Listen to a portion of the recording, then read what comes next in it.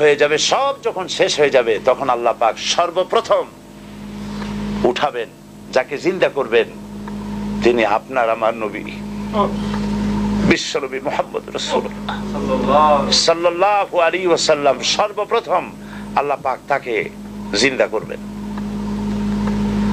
সমস্ত পয়গম্বররা জিন্দা হবে, সবাই জিন্দা হবে। ওয়াইযাল কুবুরু বু'সিরাত, কোরআন শরীফের মধ্যে রয়েছে কাআন্নাহুম জারাদুম মুনতাশির। আমাদের দেশে বৈশাখ মাসে যখন বৃষ্টি হবে, মেঘ হয়েছে, তখন আপনারা দেখেছেন গ্রামে মাটি ফুঁড়ে ফুঁড়ে পোকামাকড় উঠতে থাকে। এই দৃশ্য দেখেছেন? কাআন্নাহুম জারাদুম মুনতাশির। ঠিক এইভাবে করে যেভাবে মাটি ফুঁড়ে এগুলি উঠতে থাকে, মাটির ভিতরে যত রূহ ছিল, মাটির ভিতরে যত প্রাণ ছিল, যত মানুষ ছিল, জীব যা কিছু ছিল, সবকিছু মাটি উদ্গীরণ করে দেবে, ভেতরে আর কিছু থাকবে না, সব বেরিয়ে আসবে। সবগুলি উলঙ্গ অবস্থায়, খালি পায়ে, উলঙ্গ অবস্থায় আল্লাহ পাকের দরবারে উপস্থিত হবে। হযরত আয়েশা রাদিয়াল্লাহু তাআলা আনহা তিনি প্রশ্ন করেছেন, হে রাসূল, সকলকেই কি উলঙ্গ হয়ে উঠতে হবে? হুজুর বললেন হ্যাঁ। তিনি বললেন, তখন কি আমাদের শরম হবে না? হুজুর বললেন, শরমের চিন্তাও হবে না, কারণ মানুষ সব উপরের দিকে তাকিয়ে থাকবে, কেউ নিচে তাকাবার কোনো সময় হবে না। বিভীষিকা পূর্ণ দৃশ্য, জাহান্নামের গর্জন। কোরআন শরীফে আল্লাহ পাক বলেছেন, মানুষের আল্লাহর ভয়তে, জাহান্নামের ভয়তে কলিজা গলার কাছে চলে আসবে। এই ভয়াবহ দৃশ্য কিয়ামতের মাঠে হবে। সমস্ত পয়গম্বর নাফসি নাফসি করতে থাকবেন, আল্লাহ আমারে রক্ষা করো, আমারে বাঁচাও। কারো মনে থাকবে না কারো কথা। ইয়াউমা লা ইয়ানফাউ মালুন ওয়ালা বানুন, সন্তান সন্ততি, স্ত্রী পুত্র পরিজন দিয়ে কোনো উপকার কারো হবে না। কোন পীর সাহেব কাউকে সুপারিশ করার কোনো সুযোগ নাই। আল্লাহ পাক যাকে পারমিশন দিবেন, যার জন্য দিবেন, তিনি শুধু সুপারিশ করতে পারবে, আর কেউ না। কিয়ামতের দিন অনেক মুরিদ নিয়ে এক এক পীর উঠবে, মিথ্যে কথা। ওয়াকুল্লুহুম আতিহি ইয়াউমাল কিয়ামাতি ফারদা। আল্লাহ পাকের দরবারে একজন একজন করে হাজির হতে হবে। আল্লাহ পাক বলেছেন, আমার কাছে একজন একজন আসবা। মুর্দাবাদ জিন্দাবাদ দিয়া, স্লোগান দিয়া, মিছিল করিয়া আল্লাহর দরবারে যাওয়ার কোনো উপায় নাই। আল্লাহ আর তার বান্দা, সুবহানাল্লাহ। আল্লাহ প্রশ্ন করবেন, বল এই সব কাজ করছিস কিনা?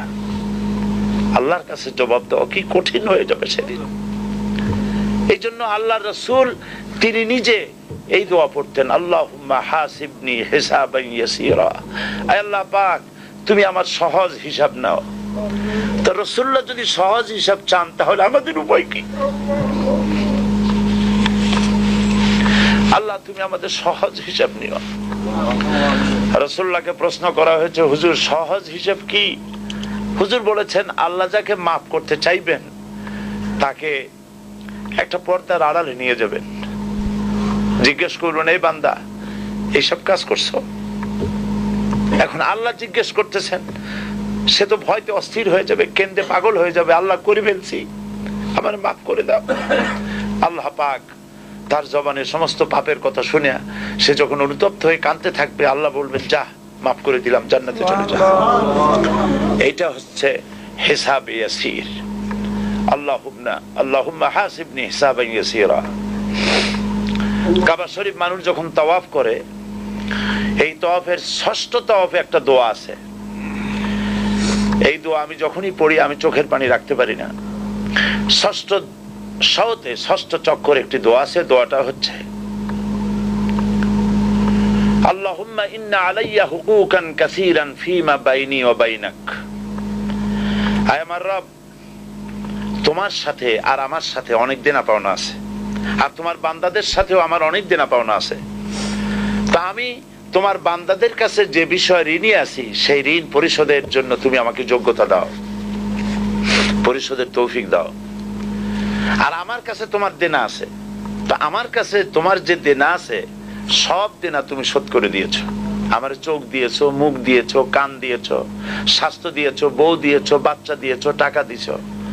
আমার কাছে সৃষ্টি করে তোমার যা দেনা ছিল তুমি সব তো শোধ করে দিয়েছো, কিন্তু তোমার দেনা তো আমি কিছুই শোধ করতে পারি। তোমার দেনা আমার শোধ করার একটা পথ আছে মাবুদ, সেই পথটা হলো তুমি আমার মাফ করে দাও।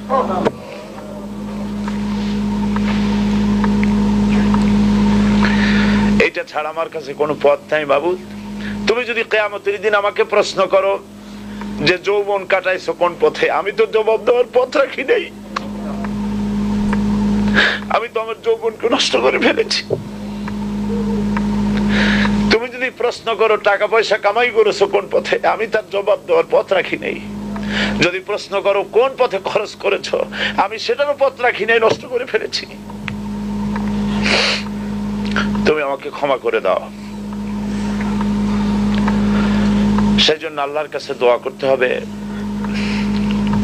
রব্বানা আতিনা ফিদ দুনিয়া হাসানাতা ওয়া ফিল আখিরাতি হাসানা ওয়া কিনা আযাবান নার ওয়া আদখিলনাল জান্নাতা মাআল আবরার ওয়া আদখিলনাল জান্নাতা বিগাইরি হিসাব। আল্লাহ, তোমার নেককার বান্দাদের সাথে